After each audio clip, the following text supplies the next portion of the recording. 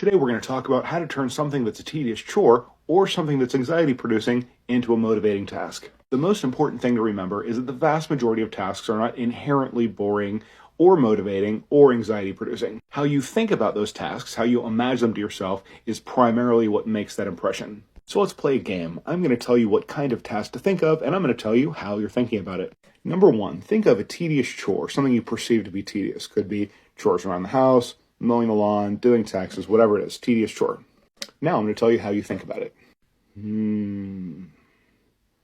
Okay, so get that tedious chore in your mind, and right now you're thinking about it not having been done yet, but you still have to do it in the future. In other words, you're looking at the problem state. Was I right? Probably. Round two, think about an activity that produces anxiety. Get that in your mind. I'm about to tell you how you think about it. Okay, got it. So you've got your anxiety-producing activity. You're thinking about it in one of three ways. Either one, you're imagining doing it and something bad happening, there being some kind of consequence. Number two, you trying to do it and failing. Or number three, you not being able to try at all because of fear. Am I 2 for 2? Probably. That's because everyone makes anxiety in the same way. You have to imagine something bad happening in order for your brain to even know to make anxiety. Okay, round three. Now I want you to think of something motivating, something you enjoy doing, maybe something you do every day. Could be something as simple as brushing your teeth, or it could be watching your favorite movie. Okay, get that in your head. I'm going to tell you how you're thinking about it. Okay, got it. You're imagining three things. Number one, you're imagining yourself actually doing it. Number two, you're imagining doing it successfully. And number three, you can imagine the end state where you've already done it successfully.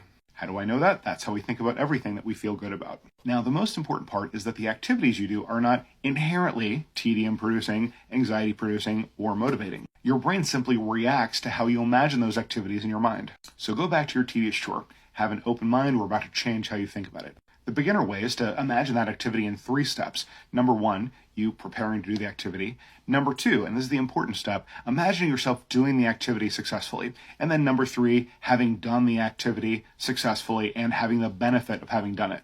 Every single time, whenever somebody, for example, sees doing the dishes as a tedious chore, they're always imagining the dirty dishes in the sink. They're not imagining doing them successfully. And every single time, whenever you have someone that's like, oh, I don't mind doing the dishes, yeah, that's normal, they're always imagining doing them successfully and having a clean sink afterwards. This is what the kids today would call a brain hack, but really it's just the correct way of using your brain, the way your brain's intended to be used. Okay, let's do anxiety. Think about an activity that when you think about it, it produces anxiety. Okay, so you're probably imagining something bad happening or you failing or something like that. So what I want you to do is just wipe that aside for a second. Now I want you to imagine, same thing, 3 steps. Number one, you're getting ready to do the activity. Number two, you're doing the activity successfully. And then number three, you're done with the activity and you have the benefits of having done it. Follow me in, I'll be back tomorrow.